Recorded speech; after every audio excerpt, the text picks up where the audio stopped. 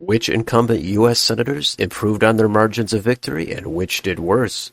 Today on Political Access, we're going to compare their previous wins to 2022 and see what the net change is. So no incumbent U.S. senators actually lost re-election, but that's okay. We can still see where the shifts are. So I've got a spreadsheet open here that I made, and this is very simple. This is only for U.S. senators that were already an incumbent in 2022. So for most of them, of course, their first win was in 2016. There were a couple special elections, Arizona and Georgia. I put those in here as well, just to see. But any new senators or any states that did not have an election for Senate in the recent midterms, those are not included. So we've got the states here in the first column. We've got the senators here in this column.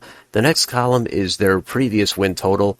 Again, almost all of them are from 2016. The next column is what the runner-up or second place finisher got back in 2016. Almost every time it's a Democrat or Republican. Occasionally there is a third-party candidate that gets in second place, and we'll talk about those when they come up. The next column is what they got in 2022 for their winning percentage, and the next column is, again, what the second place finisher got in 2022. The next column here is their margin in 2016, and next to that is their margin in 2022. And the last column, which is the key column, that is the difference between the two margins of 2016 and 22. So this will help us see which senators have weaker support, which got a little bit stronger. Sometimes that does match up with an increase or decrease in Democratic or Republican support, and other times it just does reflect on that individual senator. So let's get started here in Alaska. So the incumbent senator there was, of course, Republican Lisa Murkowski. Back in 2016, she won with 44.4% of the vote. A second place was not a Democrat. You might remember it was Joe Miller, the Libertarian candidate. He got 29.2% of the vote. Since then, they of course changed to ranked choice voting. And a lot of that reason is because Lisa Murkowski was reelected with under 45% of the vote, and they did not want another Republican to defeat her. She is viewed by a lot of Republicans as a rhino, so the new voting system very narrowly passed and it was changed to ranked choice voting. That means the totals should be 100%, and in the midterms, Lisa Murkowski got 53.7. Second place was Kelly Tshibaka. She got 46.3. So the margin of victory for Murkowski in 2016 was 15.2. In 2022, it was 7.4. That translates into a net 7.8% loss for Murkowski. And again, it's not going to be perfect because, of course, last time, different voting system. Second place was a Libertarian who only got 29% of the vote. And this year, Lisa Murkowski actually got more vote than she got last time. But Alaska did make it more complicated, but it still shows a much lower margin of victory for Lisa Murkowski. And then the shading will be reflected. The darkest red is the biggest loss, over 10 points. The lightest red will be under 5 points. The darkest green will be over a 10-point gain. Lightest green under a 5-point gain. And the next state is Arizona. This had incumbent Senator Democrat Mark Kelly. In his special election in 2020, he got 51.2%. Second place got 48.8%. This year, he bumped it up very slightly to 51.4. Second place, 46.5. 2016 margin, 2.4. This year, 4.9. That's a net increase of 2.5% for Mark Kelly. Next state, Arkansas. John Bozeman, incumbent Republican. He got 59.7 in 2016. Second place got 36.1. This year, he bumped it up to 65.7. Second place was down to 31.1. His margin in 2016 was 23.6. That's already pretty substantial. This year it went up a lot, 34.6. That's an 11-point increase in the margin of victory for John Bozeman. Next state, Colorado. Michael Bennet, the incumbent Democrat, he got an even 50% 6 years ago. This year he got 55.9. His margin in 16 was 5.7. This year it went up to 14.6. That's an 8.9% increase for Bennet. Connecticut, Richard Blumenthal, 63.2 in 16. This year he's down to 57.5. His 16 margin was 28.6, dropped quite a bit down to 15%. That is a net 13.6% loss in the margin of victory for Blumenthal. That's a big drop. Next state is Florida. Marco Rubio, he got 52% in 16. 2022, he got 57.7. His margin in 16 was 7.7. This year, it's up to 16.4. That's an 8.7% increase for Marco Rubio. Next state is Georgia. Raphael Warnock, he had that first election, of course, in January 2021, he got 51%. Second place, 49. This time in the runoff, he got 51.4 to 48.6. His first win was a 2-point margin. This time, 2.8. That's a very mild 0.8% increase for Warnock. Hawaii, Brian Schatz, the Democrat. In 16, he got 73.6.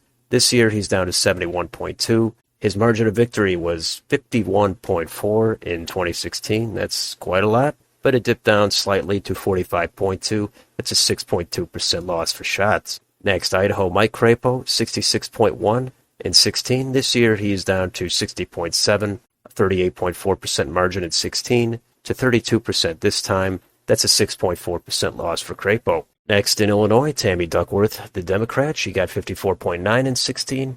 In 2022, she increased to 56.8. Her previous margin was 15.1. This time it's 15.3. Almost no net change, but a 0.2% increase for Duckworth. Next in Indiana, Republican Todd Young got 52.1 in 16. This year he got 58.6. His previous margin was 9.7. This year he's all the way up to 20.7. That's a major 11-point increase for Young. Next in Iowa, Chuck Grassley, longtime Republican. He got 60.1% previously. This year he got 56%. His previous margin was 24.4. This year that's cut in half down to 12.1. That's a net 12.3% loss for Grassley. Next in Kansas, Jerry Moran. He got 62.2% in 16. In 2022, he's down to 60%. Previously, he had a 30% margin of victory. This time it's down to 23%. That's a 7% loss for Jerry Moran. Next in Kentucky, Rand Paul in 2016 got 57.3%. This year he's up to 61.8%. His previous margin was 14.6%. This year it was up to 23.6%. That's a 9% increase for Rand Paul. Next in Louisiana, Republican John Kennedy, he got 60.6% in 2016. This year he's up to 61.6%. His previous margin was 21.2%. This year it's 43.7%. That is a net 22.5% gain for John Kennedy. A lot of that is due to the jungle primary in Louisiana. This year John Kennedy won outright, but the Democratic vote was split, and the top candidate there in second place got only 17.9%, and that gives John Kennedy a more than 40% margin of victory. Next state, Maryland, Chris Van Hollen, he won with 60.9% in 2016. This year, it's up to 65.8%. His previous margin was 25.2%. This cycle, it was up to 31.7%. That's a 6.5% gain for Van Hollen. Next in Nevada, Catherine Cortez Masto, she got 47.1% 6 years ago. This year, it is up to 48.8%. Her previous margin was 2.4%. This year, it's down to 0.8%. That's a net 1.6% loss for Cortez Masto. Next in New Hampshire, Maggie Hassan, she got 48% in 2016. This time it was up to 53.5%. Previous margin was 0.2%. This year it went up to 9.1%. That's an 8.9% increase for Hassan. Next in New York, Chuck Schumer, he got 70.6% 6 years ago. This year it's down to 56.8%. Previous margin was 43.4%. This year all the way down to 14%. That is a massive 29.4% decline for Chuck Schumer. Next in North Dakota, John Hoeven, he got 78.5% 6 years ago. This year down to 56.4%. That previous margin was 61.5%. This year all the way down to 31.4%. That's a net 30.1% decrease for John Hoeven. That's even more than Chuck Schumer. Part of the reason there was an independent candidate got a lot of the third place vote, and that took some away from John Hoeven. Next in Oklahoma, James Lankford got 67.7% 6 years ago. This year he's down to 64.3%. His previous margin was 43.1%. This year it's down to 32.2%. That's a net 10.9% loss for Lankford. Next in Oregon, Ron Wyden, he got 56.6%. This year it was down to 55.8%. His previous margin was 23.2%, and this time it was down to 14.9%. That's an 8.3% loss for Wyden.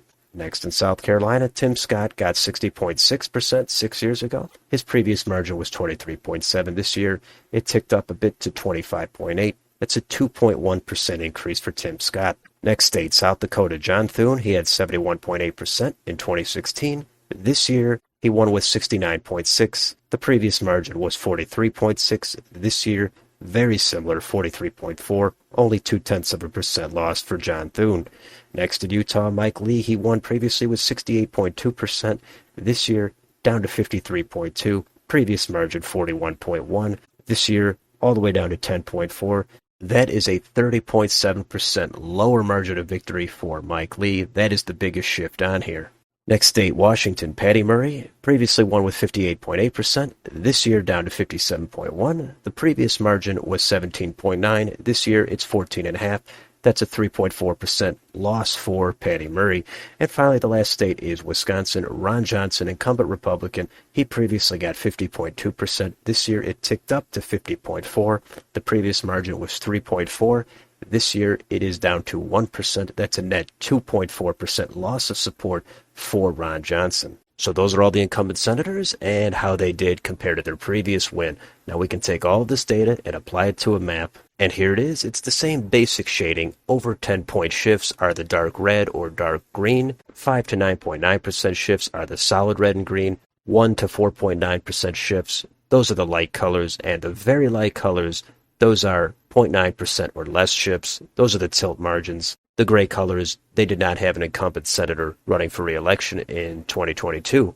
So are there any takeaways from this? Well, it all depends because, again, sometimes the third-party candidates play a big role in certain races, and in other times, candidate support just plummets, such as in New York. But I don't think there's one clear takeaway. Certain states are very dark red, where those incumbents really lost a lot of support, but it still ends up not mattering much. In other states, the margins shifted much less, but those states are much closer to flipping, such as Nevada or Wisconsin. So there's really no intention behind this kind of data. I just like seeing where the shifts are, where the incumbents are gaining or losing support. There's all different kinds of ways to compile data and translate that into a map. So I hope you enjoyed this. I will do the same thing for incumbent governors, so be sure to take a look at that video. And let me know in the comments, do you enjoy looking at this kind of data? What do you think about any of the shifts in any of these states? Let me know down below. And on your way out, don't forget to like, share, and subscribe. Thank you for watching, and I will see you on the next video.